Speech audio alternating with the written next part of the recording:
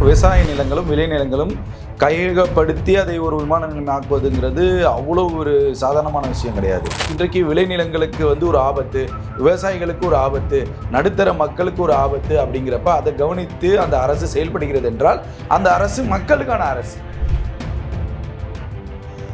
ஐயோ அங்கே இன்வெஸ்ட் பண்ணமா, என்ன இன்வெஸ்ட், யாருக்கிட்ட நீ ஏரிக்கு மேலே வீடு கட்டுறா, நீ எதுக்கு இன்வெஸ்ட்மெண்ட் பண்ற?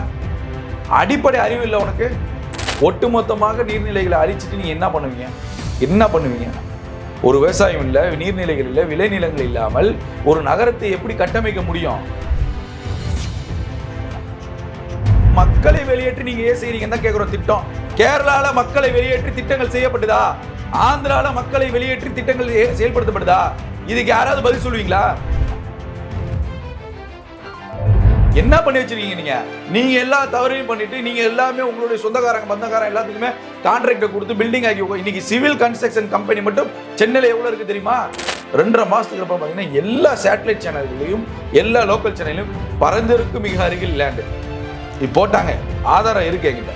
இப்போ வேலை வாய்ப்புகள் உருவாக்கப்படுற எப்படி வேலை வாய்ப்பு கொடுப்பீங்க? ஏர்போர்ட்ல முக்கால்வாசி பேர் நார்த் இந்தியன்ஸ், வட மாநிலத்துக்காரன். அப்ப இங்க எப்படி பரந்தூருக்கு வந்ததுக்கு அப்புறம் நீங்க எப்படி வேலை வாய்ப்பு கொடுப்பீங்க? ஒட்டுமொத்தமாக பரந்தூரை சுற்றி ஒரு பெரிய வணிகத்தை எதிர்க்கட்சிகள் கட்டமைச்சிட்டாங்க.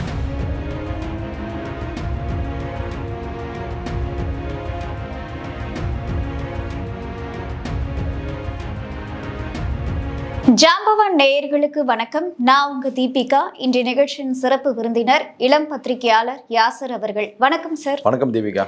சார், கடந்த 2 நாட்களா சட்டமன்றத்துல பாத்தீங்க அப்படின்னா இந்த பரந்தூர் விமான நிலையம் கைவிடப்பட்டதை பத்தி தான் பேசிட்டு இருக்காங்க. அதுல எதிர்க்கட்சிகள் என்ன சொல்றாங்க அப்படின்னா, ஒரு திட்டத்துக்காக நிலத்தை கையகப்படுத்தப்பட்டிருக்குன்னா அது வேற ஒரு திட்டத்துக்கு பயன்படுத்தக்கூடாது. இப்போ தாவேக்கா இந்த விஷயம் எப்படி கையாள போகுது, அதுக்கான ஒரு விளக்கத்தை கொடுங்கன்னு சொல்லி கேட்குறாங்க. ஸோ இதை பத்தி உங்களுடைய கருத்து என்ன சார்? இல்லை, இதுல முதல்ல விஜய் அவர்கள் செய்த விஷயம் முதல்ல மக்கள் இடத்திலிருந்து நம்ம பார்க்குறப்ப வரவேற்கத்தக்கதாக இருக்குது, பாராட்டத்தக்கதாக இருக்குது. விவசாய நிலங்களும் விளைநிலங்களும் கையகப்படுத்தி அதை ஒரு விமான நிலையம் ஆக்குவதுங்கிறது அவ்வளோ ஒரு சாதாரணமான விஷயம் கிடையாது.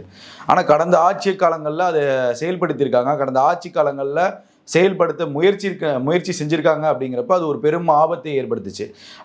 அது எல்லாமே தான் திமுக அதிமுகவுக்கு ஒரு பெரும் தோல்வியை கொடுத்துருக்குன்னு நம்ம பார்க்கணும். விஜய் அவர்கள் பரந்தூர் செல்லும் போதே அங்கே ஒரு வாக்குறுதியை கொடுத்துட்டு வந்திருக்காரு. நான் இந்த சிறுவனுடைய வீடியோ பார்த்து எனக்கு மனதளவில் இதாக இருக்குது. நான் வெற்றி பெற்று முதலமைச்சர் ஆனால் இந்த விஷயத்தையே இந்த ப்ராஜெக்டே நான் ரிஜெக்ட் பண்ணுறேன்னு சொன்னேன். அவருடைய அந்த வாக்குறுதி அதை நம்ம ஒரு பொலிட்டிக்கல் பாயிண்ட்லேருந்து பார்க்குறப்ப அது சரியான ஒரு விஷயம். ஏன்னா நீங்கள் 2500 ரூபா கொடுக்குறது, சிலிண்டர் கொடுக்குறத விட மக்களின் அடிப்படை தேவைகள் இருக்குல்ல, அதை எந்த தலைவர் சரியாக செய்கிறாரோ அந்த தலைவர் இடம் எடுப்பார். மக்கள் மனதில் இடம் பிடிக்க முடியும். அப்போ அந்த விஷயத்தை டார்கெட் செஞ்சுருக்காங்க தாவேக்கா. நம்ம பார்க்கணும். தொடர்ந்து பட்ஜெட்லேருந்து எல்லாமே அற்புதமாக செஞ்சுட்டு வராங்க. இப்போ அந்த அடிப்படையில் நீங்கள் பார்க்கும்போது இன்றைக்கு விளைநிலங்களுக்கு ஒரு ஆபத்து, விவசாயிகளுக்கு ஒரு ஆபத்து, நடுத்தர மக்களுக்கு ஒரு ஆபத்து அப்படிங்கிறப்ப அதை கவனித்து அந்த அரசு செயல்படுகிறது என்றால் அந்த அரசு மக்களுக்கான அரசு. அதில் மாற்று கருத்து கிடையாது. மக்களுடைய தேவைகளை எந்த அரசு செய்கிறதோ அது மக்களுக்கான அரசு. இப்போ அங்கேருந்து விவசாயிகள் சங்கத்தினரை சட்டசபையில் பத்திரிகையாளர் சந்திப்பை வளாகத்தில் நடத்துகிறாங்க. அப்போ சொல்லக்கூடிய நாங்கள் 3 எம்பிக்களை பார்த்தோம், 4 அமைச்சர்களை பார்த்தோம், வெறும் வார்த்தைகளாக தான் வைத்தார்கள். அப்போ அங்கே என்ன தேவைப்படுது? மக்களுடைய அடிப்படை அரசியல் தேவைப்படுது. அரசியல் தேவைகள் அங்கே இருக்குது. அடிப்படையான சில விஷயங்கள் தேவைப்படுகிற போது அதை செய்யாத ஒரு அரசை அந்த மக்கள் ஏற்றுக்க விரும்பவில்லை. இன்னைக்கு விஜய் அவர்கள் செஞ்சு முடிச்சோன்னா அங்கே ஒருத்தர் முதியவர் சொல்கிறாரு, எப்போ எனக்கு கடவுள் மாதிரி வந்துட்டார், இனிமேல் எங்களுக்கு சாப்பாடு போடுற ஒரு விஜய் தான். ஆனால் அவருக்காக நாங்கள் எப்போதுமே எங்களுடைய வம்சம் இருக்கும் வரைக்கும் நாங்கள் கடமைப்பட்டிருக்கோம் அப்படிங்கிறாரு. நாங்கள் அதை மட்டும் செய்ய மாட்டோம், இவருக்காக எங்கே வேணால் நாங்கள் ஓட்டு கேட்போங்கிற ஒரு விஷயத்தை பதிவு செய்கிறாங்க. அப்படின்னா அப்போ அந்த மக்களுடைய அந்த அடிப்படை தேவைகள், அடிப்படை பிரச்சனைகளை எந்த அளவுக்கு தாவேக அரசு முதல்வரும் கவனித்திருக்கிறாங்கிறத நம்ம பார்க்குறோம். அப்போ கிரவுண்ட் லெவல்லேருந்து எடுக்கிற போது இது அரசியல் பார்வையிலையும் மக்களுடைய நலன் கருதியும் இது சரியான முடிவு, மாற்று கருத்தே கிடையாது. பரந்தூர் விமானம் இப்போ தேவையாங்கிறதுல அதில் ஏகப்பட்ட கருத்து வேறுபாடுகள் எல்லாருக்கும் இருக்குது. ஆனால் அங்கே மக்களை வெளியேற்றிட்டு அந்த மக்களுடைய விளைநிலங்களில் நீங்கள் விமான நிலையம் அமைப்பதுங்கிறது அது எப்படி ஏற்படுத்தா இருக்கும்? இதுவுமே மக்களுடைய வளர்ச்சிக்காக தான் கொண்டு வரது. நிலம்ங்கிறதுமா அது ஒரு தாய்ப்பாலுக்கு சமமான ஒரு விஷயம். நீங்கள் அதை அந்த தாய்ப்பாலையே நீங்கள் வந்து கழிவாக மாற்றணும்னு நீங்கள் நினைக்கிறப்ப அதை ஒரு முதல்வர் வந்து தடுக்கிறாருங்கிறப்ப இப்போ அவர் எந்த அளவுக்கு ஒரு தாய்க்கு இம்பார்ட்டன்ட் கொடுப்பாருங்கிறது தான் நமக்கு இந்த விஷயத்தில் தெரியுது. அப்போ நீங்கள் அதை தாண்டிய ஒரு வளர்ச்சி அங்கே தேவையாங்கிற ஒரு கேள்வி இருக்குல்ல, அது ஏன் வரணும்னு நம்ம கேட்குறோம். முழுக்க முழுக்க விளைநிலங்கள் நீங்கள் இன்னும் சென்னைக்கு அருகில் 100 கிலோமீட்டருக்குள்ளே நீங்கள் தொடர்ந்து பார்த்தீங்கன்னா பல பக்கங்களில் டெவலப்மெண்ட் சிட்டியாக மாறுது. அப்போ நீங்கள் விளைநிலங்களும் விவசாய நிலங்களும் இல்லாத ஒரு சென்னை சுற்றி ஒரு சூழலை உருவாக்குனீங்கன்னா ஒரு பெரும் ஆபத்தை ஏற்படுத்துங்கன்னு ஏன் உணர மாட்டீங்க? நீங்கள் ஏன் உணர மாட்டீங்க? இன்னைக்கு சதுப்பு நிலங்கள் வேளச்சேரி பகுதிகளில் சதுப்பு நிலங்களில் கட்டிடம் கட்ட கடந்த திமுக ஆட்சியில் அனுமதி கொடுக்கப்பட்டுச்சு. அதை வந்த உடனே ரத்து செய்தார். ஏன் செய்தார்? அதை யாருமே பேச மாட்டீங்க. ஐயோ அங்கே இன்வெஸ்ட் பண்ணமா, என்ன இன்வெஸ்ட்? யாரு கட்டி ஏரிக்கு மேலே வீடு கட்டுறான், நீ எதுக்கு இன்வெஸ்ட்மெண்ட் பண்ற? அடிப்படை அறிவு இல்லை உனக்கு? நாங்கள் ஏரிக்கு மேலே அவன் கட்டுறான், ஏரிக்கு மேலே ப்ராஜெக்ட் கொடுக்குறான், அதில் நீ காசு போட்டு வீடு கட்டி நீ இருக்கணும்னு நீ ஆசைப்பட்டினா நீ மனுஷன் இல்லையா? அப்போ அதை வந்து தடுக்கிறாருன்னா அது ஒரு பெரும் ஆபத்தை சூழப்போகுது வேளச்சேரியில், அதை தடுத்தாரு. அதை பற்றி யாரும் பேசல. அங்கே அனுமதி கொடுத்தது யாரு? அதே போல தான் பரந்தூர்லேயே கொடுத்துருக்கீங்க. இப்போ நீங்கள் ஒட்டுமொத்தமாக முகப்பேரி ஏரி ஸ்கீம்னு இருந்துச்சு. இன்னைக்கு முகப்பேரியை சுற்றி எவ்வளோ கட்டிடங்கள் இருக்கு? ஏரி எங்கேயாவது பார்க்க முடியுதா முகப்பேரில்? என்ன பண்ணி வச்சிருக்கீங்க நீங்கள்? எதற்காக கொண்டு வரப்படுகிறது? எதற்காக நீங்கள் செயல்படுத்துறீங்கிறத கேள்வி. ஒட்டுமொத்தமாக நீர்நிலைகளை அழிச்சிட்டு நீங்கள் என்ன பண்ணுவீங்க? ஒரு விவசாயம் இல்லை, நீர்நிலைகள் இல்லை, விளைநிலங்கள் இல்லாமல் ஒரு நகரத்தை எப்படி கட்டமைக்க முடியும்? நீங்க டெக்னாலஜியை பார்க்குறீங்கம்மா. டெக்னாலஜிங்கிறது தேவை, அவ்வளோதான். ரொம்ப தேவையா? அடிப்படையாக அதுதான் நமக்கு வேணா, அது தேவை கிடையாது. டெக்னாலஜி தேவை ஒரு அளவுக்கு மேலே தான். ஆனால் அதை விட விவசாயம்ங்கிறது எவ்வளோ தேவை? ரொம்பவே முக்கியம். ஒரு விவசாயி இன்னைக்கு வந்து இன்னைக்கு சென்னையில் நீங்கள் எல்லா விதமான அரிசி சாப்பிட்றீங்க, எல்லா விதமான காய்கறி, எல்லா டிபார்ட்மெண்ட் ஸ்டோர் வருது. அந்த கார்பரேட் டிபார்ட்மெண்ட் ஸ்டோருக்கு கொடுக்கறது யாரு? விவசாயம். அங்கே 1000 ஏக்கர்ல விவசாயம் பண்ணலன்னா அந்த பகுதியில் சுற்றி இருக்கக்கூடிய 50 கிலோமீட்டருக்கு தக்காளி எதுவுமே போகாது, விவசாயமே போகாது. அதான் விவசாயத்தோட பலன், பவருங்கிறது. அப்போ நீங்கள் அந்த பவர் நீங்கள் குறைச்சிங்கன்னா சோத்துக்கு என்ன திம்பிங்க? என்ன ஏஐ வச்சு தின்றுருக்கீங்களா? என்ன திம்பிங்க? சாப்பிட்டு வச்சு முழுங்கிடுவீங்களா? தண்ணி வேணும் குடிக்க. இதெல்லாம் யார் செய்வா? சார், இப்போ எதிர்கட்சிகள் என்ன குற்றம் சாட்டுறாங்க அப்படின்னா, கேரளா, ஆந்திராலாம் வந்து இது போல ஏர்போர்ட்லாம் அமைச்சு அவங்க தொழில் வளர்ச்சிகளை வந்து அதிகப்படுத்துறதுல வந்து ஈடுபட்டு இருக்காங்க. ஆனா தமிழகம் பாத்தீங்க அப்படின்னா இது எல்லாத்துக்கும் பின்தங்கி. தமிழ்நாட்டில் எங்க செய்யல? நீங்க கடந்த ஆட்சி காலங்களில் செஞ்ச முறைகேடுகள் தான் இவங்க பேசுறாங்க. கடந்த ஆட்சி காலங்களில் மக்களை வெளியேற்றி நீங்க ஏன் செய்றீங்கன்னு தான் கேட்கிறோம். திட்டம் கேரளால மக்களை வெளியேற்றி திட்டங்கள் செய்யப்படுதா?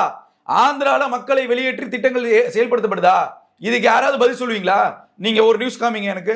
நீங்க நெறியாளரா ஒரு நியூஸ் காமிங்க, இல்லை திமுக காரன ஒருத்தனாவது காமிக்க சொல்லுங்க. கர்நாடகாலேயோ ஆந்திராலேயோ கேரளாலேயோ இந்த மக்களை, இந்த பூர்வக்குடி மக்களை விரட்டி விட்டு அங்க செயல் திட்டம் கொண்டு வந்தாங்கன்னு ஒரு நியூஸை நீங்க காமிங்களேன். அங்க ஒருத்தனும் ஆட்சியில் இருக்க மாட்டான். அது உண்மைமா? நீங்க கேரளால போய் நீங்க கை வைக்க முடியுமா? கேரளா எப்படிப்பட்ட மாநிலம் தெரியுமா உங்களுக்கு? ஆந்திரால போய் நீங்க கை வைப்பீங்களா? அங்க எங்க ஸ்பேஸ் இருக்கோ அந்த ஸ்பேஸ்ல கொண்டு வரான். இங்க நீங்க முழுவதுமே இங்க பில்டிங் ஆக்கி வச்சிட்டீங்க. சென்னை ஃபுல்லா, சென்னையிலேருந்து 100 கிலோமீட்டர் திருச்சி பைபாஸ்ல பில்டிங்கு, சென்னையிலேருந்து இந்த பக்கம் போனால் 100 கிலோமீட்டருக்கு பில்டிங்காக வச்சிருக்கீங்க. அப்படி எப்படி செய்ய முடியும்? யார் அனுமதி கொடுத்தா? தொலைநோக்கு பார்வைனா என்ன? ஒரு இந்த சென்னையை சுற்றி ஒரு 60-70 கிலோமீட்டருக்கு நம்ம டெவலப்மெண்ட் பண்றோம் திருச்சி பைபாஸ்ல அப்படின்னா இவ்வளவுதான் கட்டடங்களுக்கு அனுமதி கொடுக்கணும், இவ்வளவுதான் தொழிற்சாலைகள் கொண்டு வரணும். அதுக்குதான் இண்டஸ்ட்ரியல் எஸ்டேட்னு வைக்கிறாங்க. என்ன பண்ணி வச்சிருக்கீங்க? நீங்க எல்லா தவறையும் பண்ணிட்டு நீங்க எல்லாமே உங்களுடைய சொந்தக்காரங்க பந்தக்காரங்க எல்லாத்துக்குமே கான்ட்ராக்டை கொடுத்து பில்டிங் ஆக்கி. இன்னைக்கு சிவில் கன்ஸ்ட்ரக்ஷன் கம்பெனி மட்டும் சென்னையில் எவ்வளவு இருக்கு தெரியுமா? பல ஆயிரக்கணக்கில் இருக்கு. சிவில் இன்ஜினியர் மட்டும் அவ்வளவு உள்ள வந்துட்டான். யார் அனுமதி கொடுத்தா? நான் எடப்பாடி பிரிலேருந்தே சொல்றேன். எடப்பாடி முதலமைச்சராக இருந்து ஸ்டாலின் முதலமைச்சராக இருக்கும் வரைக்கும் கடந்த 9 ஆண்டுகளில் எத்தனை புதிய கன்ஸ்ட்ரக்ஷன் சென்னையில் வந்திருக்கு தெரியுமா? எப்படி அனுமதி கொடுத்தீங்க? நீங்க எப்படி அனுமதி கொடுத்தீங்க? மக்கள் எல்லாம் கவனிக்க தவறிவிட்டார்கள். மக்கள் எல்லாம் வேறு திசை திருப்பினார்கள். எங்களுக்கும் டெல்லிக்கு போட்டி, எங்களுக்கும் அவங்களுக்கும் போட்டி, எங்களுக்கும் அவங்களுக்கும் நொட்ட சொல்றதுன்னு இப்படியே தான் ஓட்டினாங்க. இன்னைக்கு விஜய் வந்து செய்தது மிக சிறப்பான சம்பவமா? இப்போ இதுல என்ன மாற்று செய்ய போறாங்கன்னு நீங்க கேள்வி கேட்டீங்க. அப்ப அதுக்கு நான் வரோம் என்னன்னா, அடிப்படையாக இப்ப அந்த ஊர் பரந்தூர்ல கையகப்படுத்தக்கூடிய நிலங்களை என்ன செய்ய போறீங்க? அது ரொம்ப அவசியமான ஒண்ணு. திருப்பி கொடுக்க போறீங்களாங்கிற ஒரு கேள்வி. இப்ப திருப்பி கொடுக்கக்கூடிய சூழல் அங்க இருக்கா? ஏன் அப்படின்னா ஃபுல்லா ரியல் எஸ்டேட் கம்பெனிக்காரன் வந்துட்டான். பல கம்பெனி வந்துட்டாங்க. நீங்கள் விளம்பரமே இந்த பரந்தூர் ஏர்போர்ட் வந்ததுலேருந்து கரெக்டாக ஒரு 2.5 மாதம் இருக்கும்னு நினைக்கிறேன். 2.5 மாதத்துக்கு அப்புறம் பார்த்தீங்கன்னா எல்லா சேட்டலைட் சேனல்களையும் எல்லா லோக்கல் சேனல்லையும் பரந்தூருக்கு மிக அருகில் லேண்டு இது போட்டாங்க. ஆதாரம் இருக்கு என்கிட்ட, விளம்பரங்கள் எல்லாமே. அப்போ இது எப்படி கட்டமைக்கப்பட்டுச்சு? உங்களுக்கு புரியுதா? சரி, அப்போ அங்கே பரந்தூர் வேணாம், விமான நிலையம் வேணாங்கிறாங்க மக்கள். அப்போ நீங்கள் என்ன மாற்று செய்ய போகிறீங்க? அது திமுக எங்கேயாவது கொடுத்துச்சா? பரந்தூர் வேணாங்கிறாங்க, சரி பரந்தூருக்கு பதிலாக நீங்கள் பல 4 இடங்களை செலக்ட் பண்ணீங்க, 4ல் 5 ஃபைனலாக அதை செலக்ட் பண்ணீங்க, ரைட்டு. இப்போ அங்கே வேணாங்கிறாங்க. அப்போ வேணான்னு சொன்னால் அதற்கு கையகப்படுத்தக்கூடிய நிலம் ஆர்டரை நீங்கள் வாங்கிட்டீங்க, எல்லாமே வாங்கி பல ரியல் எஸ்டேட் வந்துட்டான். சரி, அப்போ ஒரு மாற்று திமுக வச்சிருக்கணுமா வச்சிருக்கலையா? வச்சிருக்கணுமா வச்சிருக்கக்கூடாது? திமுக இப்படி ஒரு சம்பவம் வரப்போது, இப்படி ஒரு கேஸ் வரும், இந்த மாதிரி மக்கள் எதிர்ப்பாங்க, நம்ம நிலகம் கையகப்படுத்தி பல பேர் ரியல் எஸ்டேட் போட்டான், சப்போஸ் இஷ்யூ ஆகி அது டிராப் ஆகுதுன்னா இந்த ப்ராஜெக்ட்டுக்கு பதில் மறு ப்ராஜெக்ட் திமுக ஏதாவது காமிச்சிச்சா? இல்லை. ஏன் காமிக்கல? தாவேகாவுக்கு அப்புறம் வருவான். ஆனா இது ரொம்ப முக்கியமான விஷயம், ஏன் திமுக காமிக்கலங்கிறத இங்க கேள்வி. அவங்களோட பிளானை விமான நிலையம் கொண்டு வருது. அங்கதான் சிக்கல் இருக்கு. அதுதான் சட்டசபையில எந்திரிச்சு எல்லா அமைச்சர்களும் எல்லா எம்எல்ஏக்களும் பேசுறாங்களே, ரியல் எஸ்டேட் கம்பெனி உங்களுக்கு சொந்தக்கார கம்பெனிலாம் வந்திருக்கு, நீங்க இன்னைக்கு லேண்டு போட்ட எல்லாத்தையும் பின்னாடி எடுத்து உள்ள விசாரிச்சு பாருங்க, திமுகவுடைய தொடர்பு இல்லாமல் அதிமுக தொடர்பு இல்லாமல் இருக்கவே இருக்காது. கண்டிப்பா 100% நான் சொல்றது உண்மை, இருக்கவே இருக்க மாட்டாங்க. அப்ப ஒட்டு மொத்தமாக நீங்க ப்ராஜெக்ட்டுக்கு பிளான் பி இல்லாம பிளான் ஏவே எக்ஸிக்யூட் பண்ணக்கூடிய சூழலை ஏற்படுத்தியது திமுக. ஆனா பழி போடுறது தாவேகா மேல. அது எப்படி ஏத்துக்க முடியும்னு கேட்கிறேன். நீங்க பிளான் பி வச்சிருக்கணும்ல, பிளான் பி நீங்க என்ன வச்சிருந்தீங்க அதை சொல்லுங்க. பரந்தூர் விமான நிலையம் இல்லை என்றால் நாங்கள் கையகப்படுத்திய நிலத்திற்கு வேற மாற்று வழி செய்ய போறோம்னு திமுக பிளான் பி வச்சிருக்கணும்ல, அது வச்சுக்காம இங்க நீங்க கேட்குறீங்க அப்படிங்கிற ஒரு கேள்வி இருக்கு. இப்ப தாவேகா என்ன பண்ணும், நிலம் கையகப்படுத்தி ஓகே, விமான நிலையத்துக்கு பதில் இண்டஸ்ட்ரியல் ஃபுல்லாக போட்டுருவாங்களா? அப்படிலாம் நடக்கவே நடக்குது. ஒரு தொழிற்சாலை வருவதற்கு குறைந்தபட்சம் 2 3 ஆண்டுகள் ஆகும். புரியுதா? ரெண்டாவது மாசு வாரியத்தில் அதற்கான சர்டிஃபிகேட் வாங்கணும், சுற்றுச்சூழலுக்கான சர்டிஃபிகேட் வாங்கணும், எல்லாமே இருக்குது, நீர்நிலைகளுக்கான சர்டிஃபிகேட் வாங்கணும், எல்லாம் என்ன கம்பெனி வரப்போகுது, எவ்வளோ நீர் வாட்டர் ரிலேட்டடான கம்பெனி வருதுன்னா அந்த வாட்டர் ரிலேட்டடான கம்பெனி எவ்வளோ ஒரு நாளைக்கு நீர் உறிஞ்சோம், அதெல்லாம் சூழல் இருக்குது. இல்லை புகை சம்பந்தமான புகைகள் அதிகமாக எழக்கூடிய இண்டஸ்ட்ரீஸ் வந்துச்சுன்னா அது சுற்றுச்சூழலுக்கு எவ்வளோ பாதிப்பை தரும், இதெல்லாம் ஆய்வு செஞ்சதுக்கு அப்புறம் தான் ஒரு கம்பெனி அங்கே வரும். இதுதான் ப்ரொசீஜர். ஆனால் இன்றைக்கு தமிழ்நாட்டில் அப்படி நடந்ததா? அப்படிதான் நம்ம கேள்வி கேட்குறோம். இது வரைக்கும் நடக்கலை, இனி வரக்கூடிய தாவேகா அரசு அதை சரி செய்யணுங்கிறோம் நாங்கள். இனி வரைக்கும் நடக்கவில்லை, இனி தாவேகா அரசு இதெல்லாம் கவனமாக கையாளணும். நீங்கள் இடத்த பரந்தூர் விமான நிலையம் கேன்சல் பண்ணாதான் மட்டும் படுதாது, அங்கே மாற்றி நீங்கள் கொண்டு வரப்போது அந்த மக்களுக்கு பயன்பெறும் வகையில், அந்த மக்களுக்கும் அந்த நிலத்திற்கும் பாதிப்பு இல்லாத வகையில், சுற்றுச்சூழலுக்கும் பாதிப்பு இல்லாத வகையில் தான் நீங்கள் கொண்டு வரணும். அதுதான் பிளான் பி. அப்போ அதை தாவேகா இன்னும் எங்கேயுமே சொல்லலை. சொன்னால் நம்ம அதற்குள்ள விமர்சனம் வைக்கலாம். கீர்த்தனா அவர்கள் என்ன சொல்றாங்க, அதற்கு மாற்று சில திட்டங்கள் வைத்திருக்கோம்னு சொல்றாங்க. அந்த திட்டங்கள் என்னங்கிறது நமக்கு ஒரு ஆர்டரா வரப்போ, அரசாணை வரப்போ நமக்கு தெரியும். அப்போதான் விமர்சனம் ஐயோ கீர்த்தனா சொல்லிட்டாங்க, ஐயோ என்ன சொல்லிட்டாங்க, மாற்று செய்வோம். இப்போ அங்கே நில கையகப்படுத்திருக்காங்க, அது தனியாருக்கு ரியல் எஸ்டேட்டாக போச்சு. ஒருவேளை பரந்தூர் ஏர்போர்ட் இல்லாமல் ரியல் எஸ்டேட்டே அங்கே நடக்குது அப்படின்னா அங்கே எப்படிப்பட்ட சூழல் இருக்கும்? அந்த ரியல் எஸ்டேட் கம்பெனிங்கிற வாங்கின இடம் வாங்குறாங்கல்ல, அவங்க ஏமாளியாக மாறிடக்கூடாது. அப்போ அங்கே ஏதாவது ஒன்று கொண்டு வரணுங்கிறத கொண்டு வராங்க. அப்போ இன்னும் அதுக்கான ஆணை பிறப்பிக்கல, இன்னும் என்னென்ன கொண்டு வரமான 2-3 வருஷமாவது மினிமம் ஆகும், இல்லை 31 தேர்தல் வரைக்குமாவது இழுத்துரும். அப்போ நீங்கள் எதுவுமே இல்லாமல் உடனே கீர்த்தனை சொல்லிட்டாங்க கொந்தளிக்கிறீங்க, அப்போலாம் கொண்டு வர முடியாது. நீங்கள் இன்றைக்கி இந்த சினிமா கிடையாது, இன்றைக்கி சட்டசபையில் பேசிட்டு நாளைக்கு கொண்டு வர முடியாது. அப்போ இன்றைக்கு திமுக அதிமுக செய்யாததே தாவேகா செய்ய போகுது அப்படின்னா தாவேகாட்ட ஸ்ட்ராங்கான குரல் பதிவுகளை நம்ம வைக்கலாம், ஸ்ட்ராங்காக கேள்வி கேட்கலாம். நீங்கள் திமுக அதிமுக செஞ்சது போல் நீங்கள் ஒரு இண்டஸ்ட்ரீஸ் கொண்டு வந்தீங்கன்னா இந்த மாதிரிலாம் பண்ணாதீங்கன்னு சொல்லி ஒரு உத்தரவு நம்ம வைக்கலாம், ஒரு கோரிக்கைகளாக வைக்கலாம். அப்போ அதற்கான விமர்சனங்களை நம்ம செய்யலாமா? ஆனால் ஒட்டுமொத்தமாக திமுக அதிமுக எல்லாம் செஞ்சுட்டு தாவேகா மேலே குறை சொல்வதுங்கிறது எப்படி ஏற்றுக்க முடியும்னு நம்ம கேட்குறோம். இதுதான் நம்மளுடைய கேள்வி. சரி, இப்போ இன்னொரு முக்கியமான விஷயம் என்ன அப்படின்னா, இந்த பரந்தூர் விமான நிலையம் கைவிடப்பட்டது இந்த G2 தான் ரொம்ப பதற்றம் அப்படின்ற ஒரு சூழ்நிலை உருவாக்கி இருக்கிறதா ஆளும் கட்சி வைக்கிறாங்க. சோ இதனால திமுக ஏன் பதறும் அப்படின்ற ஒரு கேள்வி ஏன் பதறீங்கன்னு தான் நானும் கேட்குறேன். ஏன் சட்டசபையில் பதறீங்க? மக்களுடைய பிரச்சனை. நாங்கள் அந்த நிலத்தை கையகப்படுத்துவதற்காக, அந்த திட்டத்தை கொண்டு வருவதற்காக நாங்கள் எடுத்த முயற்சிகள் எவ்வளவு தெரியுமான்னு நீங்கள் பேசுகிறீங்க. மக்களுக்கு பயன் இல்லாதது ஏங்க செய்கிறீங்கன்னு கேள்வி கேட்டால் அதுக்கு பதில் இல்லை. மக்கள் அங்கே தேவையில்லைங்கிறான். நீங்கள் இப்போ சென்னை ஏர்போர்ட் போகிறீங்க, சென்னை ஏர்போர்ட்டில் இயக்குனர்லேருந்து அடிமட்டம் நான் சொல்கிறேன், இது வரைக்கும் நார்த் இந்தியன்ஸ் எவ்வளோ இருக்கான் சொல்லுங்கள். திமுகவுடைய தங்கம் தென்னரசு சொல்லுங்கள், நார்த் இந்தியன் எவ்வளோ இருக்கான், எவ்வளோமா இருக்கான்? அதிக அளவில் இருக்காங்க. அப்ப நீங்க பரந்தூர்ல வந்ததுக்கு அப்புறம் தமிழர்களுக்கு முழு வேலை வாய்ப்புன்னு எப்படி நீங்க உறுதி செய்ய முடியும்? எப்படி உறுதி செய்வீங்க? அந்த ஊர் மக்களுக்கு எப்படி வேலை வாய்ப்பு கொடுப்பீங்க? அந்த விவசாயம் பண்ணியிருக்கான், அந்த ஊர் மக்களில் விவசாயம் பண்ண பிள்ளைகள் படிச்சிருப்பாங்க. பிள்ளைகளுக்கு ஏர்போர்ட்டில் வேலை செய்கிற இன்ட்ரெஸ்ட் இருக்கா? எதுவுமே இல்லாமல் நீங்கள் பாட்டு அறிவிக்கிறீங்க. எப்படி வேலை கொடுப்பீங்க? கவர்மெண்ட் வேலை கொடுப்பீங்களா? பிரைவேட்டுக்கு வேலை கொடுக்காம நீங்கள் அவங்கள தூக்கி கவர்மெண்ட் வேலை கொடுப்பீங்களா? அப்போ கவர்மெண்ட்டுக்கு எக்ஸாம் எழுதுறவன் என்ன பண்ணுவான்? என்ன ஏமாத்திட்டு இருக்கீங்கன்னு நான் கேட்குறேன். தங்கம் தென்னரசன் நான் கேட்குறேன். எப்படி நீங்கள் இதை பாசிபிலிட்டின்னு நீங்கள் சொல்கிறீங்க எனக்கு புரியல. இப்போ வேலை வாய்ப்புகள் உருவாக்கப்படுற எப்படி வேலை வாய்ப்பு கொடுப்பீங்க?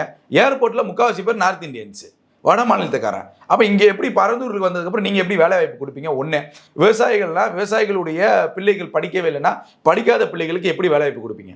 2 சொல்லுங்கள். இப்போ நிலம் கையகப்படுத்துறீங்க. ஒருவேளை விமான நிலையம் வந்துச்சுன்னா அங்கே ஃப்ளாட்டுகள் அதிகமாச்சுன்னா நீர்நிலைகளுக்கான பிரச்சனை இருக்கும்போது எல்லா ஃப்ளாட்டு கட்டுறப்ப 1000 அடி 600 அடி குறையாம போர் போடுவான். அப்போ ஒரு ஃப்ளாட்டில் குறைஞ்சபட்சம் ஒரு ஒரு கம்பெனிக்காரன் வரனா 1000 வீடாவது கட்டுவான், இல்லை 500 வீடாவது கட்டுவான். 500 வீட்டுக்கு 1000 அடி போர் போடுறான்னா எவ்வளோ ஆச்சு? எப்படி நீங்கள் விளையாண்டுட்டு இருக்கீங்க? நான் கேட்குற கேள்வி தான் தங்கம் தென்னரசுக்கு. இப்போ நீங்கள் பரந்தூர் ஏர்போர்ட் சொல்லுங்க. பரந்தூரை சுற்றி இவ்வளோ பிஸ்னஸ் ஒன்று நடக்குதுல்ல, அந்த பிஸ்னஸை கொண்டு வந்தது யாரு? பரந்தூர் விமான நிலையம். நீங்க கஷ்டப்பட்டீங்க. வந்ததுக்கு அப்புறம் எவ்வளவு விளம்பரம் டிவியில் ஓடிச்சு, உட்காந்து வேடிக்கை பார்த்தீங்களா? இல்லை உங்க கம்பெனி அதெல்லாம் எப்படி விளம்பரம் கொடுக்குறான்? நம்ம ஏர்போர்ட் தான் கொண்டு வரோம். ஏர்போர்ட்டை சுற்றி நம்ம ஏன் இதெல்லாம் கொண்டு வரணும்? ரியல் எஸ்டேட்டை ஏன் கொண்டு வரணும்? யாராவது யோசிச்சிங்களா? ஒருத்தர் போர் போறான்னு அந்த நிலம் எவ்வளவு கண்ணீர் விடும், இதெல்லாம் கவனிக்கவே மாட்டீங்க. நீங்க பாட்டுக்கு விட்டு அடிச்சு விட்டுட்டே இருக்கீங்க. அதுதான் நம்ம கேள்வி கேட்குறோம். அப்போ சுற்றி பரந்தூர்னு அறிவிச்சதுக்கு அப்புறம் சுற்றி ஒரு பெரிய பிஸ்னஸ் நடந்துச்சுமா. உண்மை, இது உண்மை. பரந்தூர் வந்து நடுவில் வழக்கு பதிவு சென்னை உயர்நீதிமன்றங்களுக்கு போகும்போது அப்போ இந்த நிலம் வாங்கின ரியல் எஸ்டேட் கம்பெனி என்ன பண்ணுறாங்க அப்படின்னா, top reasons of Parandur airport வந்தால் என்னென்ன பலன் கிடைக்கும் மக்களுக்குன்னு ஒரு நெரட்டிவ் செட் பண்ணுறாங்க. ஆதாரம் என்கிட்ட இருக்கு, நான் தரேன் உங்களுக்கு. ஃபுல்லாக நெரட்டிவ் செட் பண்ணுறாங்க. இதை உட்காந்து இந்த செய்தித்தாள்கள்லேருந்து யூடியூப் சேனல் வரைக்கும் உட்காந்து இது ஒரு கட்டமைச்சாங்க. உங்களுக்கு புரியுதா? அப்போ அதை கட்டமைச்சு என்ன பண்ணுறாங்க அப்படின்னா, கையகப்படுத்தினவங்க ஆல்ரெடி வீடு இடம் வாங்கிட்டாங்கல்ல, இந்த இடம் வாங்கினவங்களுக்கு ஒரு பதட்டம் வந்துருச்சு. ஐயோ பரந்தூர் இல்லையா, நம்ம அவ்வளோ காசு செலவு பண்ணிருக்கணும் பதட்டம் வந்தோன்னே இந்த நெரட்டிவ் செட் பண்ணுறாங்கல்ல, இந்த நெரட்டிவ் செட் பண்ணி வாங்கினோம் எல்லாத்துக்கும் வாட்ஸ்அப்பில் அனுப்புகிறான். இந்த பாரு பரந்தூர் வந்துடும், பயப்படாத, பரந்தூர் வந்தால் இவ்வளோ இதெல்லாம் இருக்குன்னு பேசுகிறாங்க பாருன்னு சொல்லி இவனே இந்த கம்பெனிக்காரங்களை நெரட்டிவ் செட் பண்ணி பத்திரிகையாளர்களையும் மற்றவங்களையும் பேச வைக்கிறான். புரியுதா உங்களுக்கு? நியூஸ் பேப்பரில். அப்போ இது ஒட்டு மொத்தமாக இது நடக்குதுங்கிறது திமுகவுக்கு தெரியுமா தெரியாது? நான் கேட்குற கேள்வி, திமுகவுக்கு தெரியுமா தெரியாதா? உளவுத்துறைக்கு தெரியுமா தெரியாதா? முதல்வருடைய கவனத்திற்கு போச்சா இல்லையா? பரந்தூர் தான் இம்பார்ட்டன்ட்னா எத்தனை மினிஸ்டர்ஸ் அதில் நீங்கள் கண்கொத்தி பார்வையாக இருந்திருப்பீங்க. அப்போ இத்தனை மினிஸ்டர்களை தாண்டி அவ்வளோ விளம்பரங்களும் அவ்வளோ நெரட்டிவ் செட் பண்ணும்போது நீங்கள் என்ன பண்ணிட்டு இருந்தீங்க? கேள்வி வருது இல்லை? அப்போ இன்னைக்கு விஜய் ரத்து செஞ்ச உடனே சட்டசபையில் கொந்தளிக்கிறீங்கன்னா ஏன் உங்களுக்கு வருது? ஏன் உங்களுக்கு கோவம் வருது? உங்களுக்கு ஏன் கோவம் வருது? நாங்கள் அவ்வளோ கஷ்டப்படுறோம். நான் ஒரே சிம்பிளான விஷயம், சென்னை தான் விமான நிலையம் 1380 ஏக்கரில் இருக்க விமான நிலையம். இப்போ சென்னையில் நீங்கள் 10ங்கிறீங்க. சரி, 10க்கு இப்போ நீங்கள் நமக்கு மற்ற மாவட்டங்களில் இருக்கக்கூடிய விமான நிலையங்களோட எண்ணிக்கை எவ்வளோ? ஒரு கால்குலேஷன் நான் சொல்கிறேன். கேரளாவில் இருக்கக்கூடிய எண்ணிக்கை எவ்வளோ? அதே போல் நீங்கள் ஆந்திராவில் இருக்கிறது எவ்வளோ? கர்நாடகாவில் இருக்கிறது எவ்வளோ? சரி, அவங்களாம் நமக்கும் பெங்களூருக்குமானதான் போட்டிது. பெங்களூரில் எவ்வளோ அந்த விமானங்கள் வருவதற்கான ஏற்றுமதி இறக்குமதி எவ்வளோ நடக்குது, டெய்லி எவ்வளோ ஃப்ளைட்டு டேக் ஆஃப் ஆகுது லேண்ட் ஆஃப் ஆகுதுங்கிறத ஒரு பிஸ்னஸ் ஸ்ட்ராட்டஜி அங்கே இருக்குது பெங்களூருக்கும். இப்போ பெங்களூருக்கும் சென்னைக்குமான போட்டியாக தான் இருக்குது. இப்போ நான் ஒரு எக்ஸாம்பிள் கேட்குறேன். நீங்கள் சென்னை ஏர்போர்ட்டில் இண்டஸ்ட்ரீஸ்லாம் எங்கே இருக்குது? பொரசைவாக்கம், வளசரவாக்கத்தில், டி நகர்லையா இருக்குது? இல்லை. ஒரு எக்ஸாம்பிள் கேட்குறேன், எங்கே இருக்குது? எல்லாம் சென்னைக்கு வெளியில் தான் இருக்குது. சென்னைக்கு வெளியே அவுட்டரில் இருக்குது. குறைஞ்சபட்சம் நீங்கள் பரந்தூர் மீனம்பாக்கத்துலேருந்து பரந்தூருக்கு போகணுன்னா 70-80 கிலோமீட்டர். ஓகேவா? நான் கேட்குற கான்செப்ட். அப்போ நீங்கள் எங்கே வைக்கணும் ஏர்போர்ட்டு? செங்கல்பட்டும் காஞ்சிபுரத்துக்கும் சேர்த்து ஒரு மினி ஏர்போர்ட் வைக்கலாமா வைக்க வேணாமா? வைக்கலாமா? ஒரு 100 ஏக்கர் இல்லை 500 ஏக்கர் உங்களால் அங்கே கையகப்படுத்த முடியாதா? விளைநிலங்கள் இல்லாமல் எவ்வளோ காலியிடங்கள் கிடக்கு, எவ்வளவோ ரியல் எஸ்டேட் கம்பெனி வாங்கி போட்டிருக்கான். அது எப்படி போச்சு? மினி ஏர்போர்ட் கட்டலாமா? தப்பு கிடையாதுமா. திருச்சியில் நீங்கள் ஒரு ஏர்போர்ட் கட்டியிருக்கீங்க. தஞ்சாவூர் மாவட்டத்தில் ஏர்ஃபோர்ஸ் ஸ்டேஷன் ஒன்று வச்சுருக்கீங்க. திருச்சி ஏர்போர்ட்டில் அதிகமாக பயன்பெறுவது யாருன்னு பார்த்தீங்கன்னா தஞ்சாவூர் மக்கள். ஏன்னா எல்லாம் வெளிநாட்டில் இருக்கக்கூடியவர்கள். அப்போ நீங்கள் தஞ்சாவூருக்கு ஒரு ஏர்போர்ட் வச்சுருந்தா நமக்கு வணிகம் பெருகுமா பெருகாதா? ஒரு துறைமுகம் கட்டிங்கன்னா வணிகம் பெருகுமா பெருகாதா? ஏன் இத்தனை நாள் நீங்கள் அதை செய்யலை? ஏன் செய்யலை? திருச்சியில் ஒரு ஏர்போர்ட் இருக்குது. திருச்சிக்கும் தஞ்சாவூருக்கும் 50 கிலோமீட்டர். தஞ்சாவூர் மாவட்டம் விட்டு சுற்றி அந்த பார்டரில் பார்த்தீங்கன்னா கோட்டைப்பட்டினம், அதிரம்பட்டினம், பட்டுக்கோட்டை, அந்த பார்டர்லாம் பார்த்தீங்கன்னா ஃபுல்லாக கடல்.